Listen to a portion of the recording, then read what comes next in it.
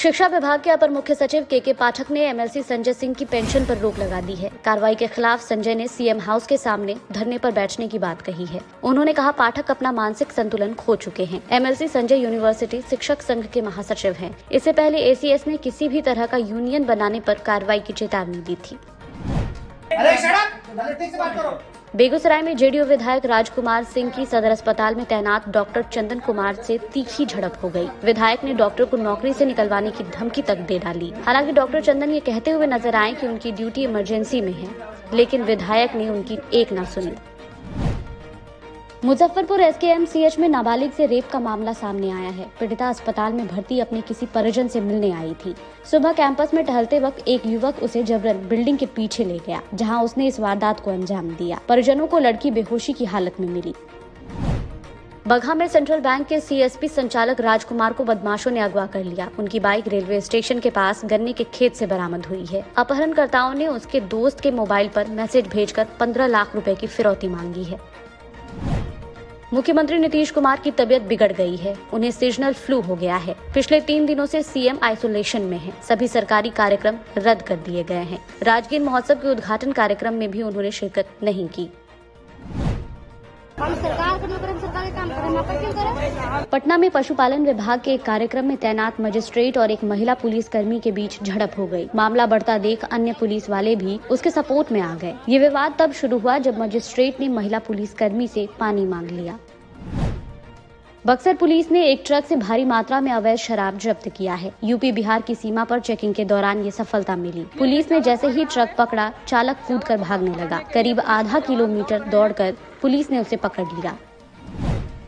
सरकारी स्कूलों में हिंदू त्योहारों की छुट्टी कम किए जाने के खिलाफ बीजेपी ऑफिस के बाहर एक पोस्टर लगाया गया है। इसमें सीएम नीतीश कुमार और डिप्टी सीएम तेजस्वी यादव को मुस्लिम टोपी पहने दिखाया गया है। दोनों की तुलना खिलजी और औरंगजेब से की गई है। छुट्टी कैलेंडर का विरोध करने वाले शिक्षकों पर कार्रवाई शुरू हो गई है। शिक्षकों से 24 घंटे के अंदर जवाब मांगा गया है। विरोध में बयान देने वाले शिक्षकों को भी नोटिस भेजा गया है। कुल 100 से अधिक शिक्षकों के खिलाफ ये एक्शन लिया गया है। राष्ट्रीय लोक जनशक्ति पार्टी का संसदीय बोर्ड भंग कर दिया गया है। पार्टी अध्यक्ष केंद्रीय मंत्री पशुपति कुमार पारस जल्द ही नए बोर्ड का गठन करेंगे। ये जानकारी पार्टी प्रवक्ता श्रवण कुमार अग्रवाल ने दी है।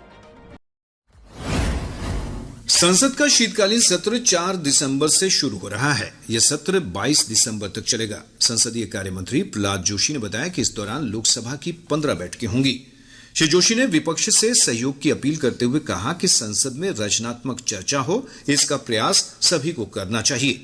उन्होंने कहा कि सरकार हर मुद्दे पर चर्चा के लिए तैयार है। इधर केंद्र सरकार ने सदन के सुचारू संचालन के लिए मंत्रणा हेतु आगामी शनिवार को सर्वदलीय बैठक बुलाई है। राष्ट्रीय लोक जनशक्ति पार्टी के केंद्रीय संसदीय बोर्ड को भंग कर दिया गया है। केंद्रीय मंत्री और पार्टी प्रमुख पशुपति कुमार पारस ने दिल्ली में आज इस संबंध में घोषणा की। उन्होंने कहा कि जल्द ही संसदीय बोर्ड का पुनर्गठन कर दिया जाएगा। पश्चिमी विक्षोभ के प्रभाव से प्रदेश के अधिकतर भागों में बादल छाए हुए हैं। वहीं विभिन्न स्थानों पर न्यूनतम तापमान में वृद्धि दर्ज की गई है। मौसम विभाग से प्राप्त जानकारी के अनुसार पिछले 24 घंटों के दौरान पटना, रोहतास, भभुआ, औरंगाबाद और आसपास के जिलों में अनेक स्थानों पर हल्की वर्षा भी हुई है। इधर बांका राज्य का सबसे ठंडा स्थान रहा, जहां का न्यूनतम तापमान 14.9 डिग्री सेल्सियस रिकॉर्ड किया गया।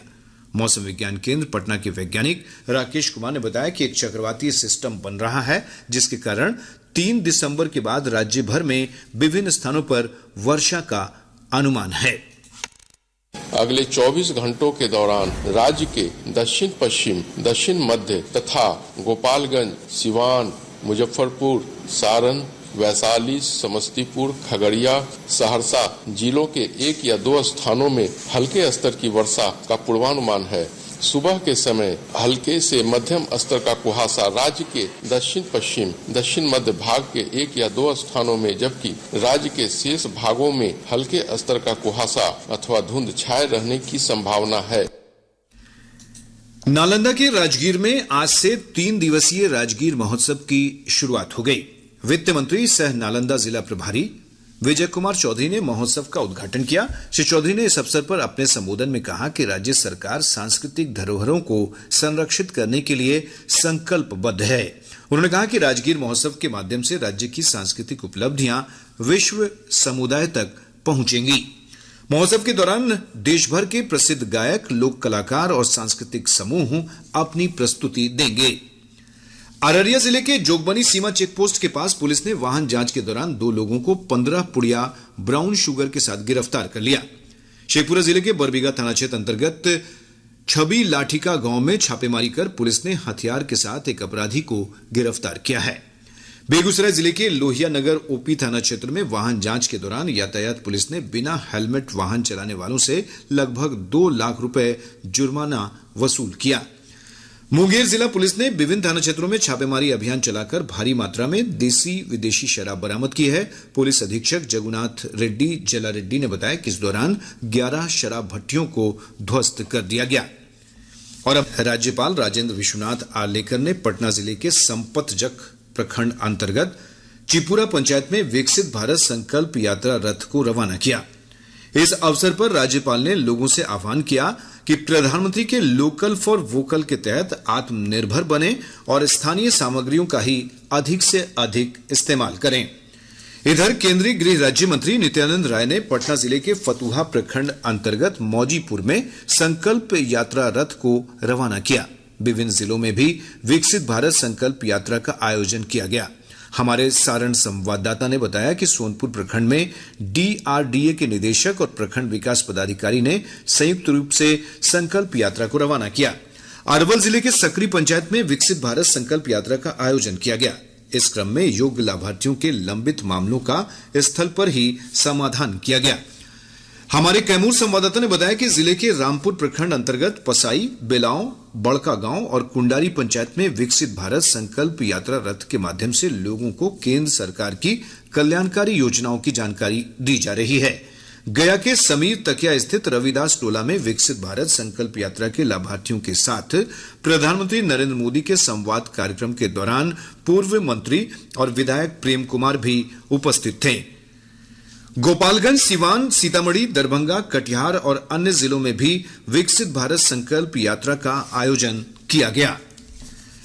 राज्य में आज से फसलों का डिजिटल सर्वे शुरू कर दिया गया है। कृषि विभाग के सचिव संजय कुमार अग्रवाल ने शेखपुरा जिले के अवेबाद शाहपुर गांव में पायलट प्रोजेक्ट के तहत डिजिटल क्रॉप सर्वे कार्य का शुभारंभ किया।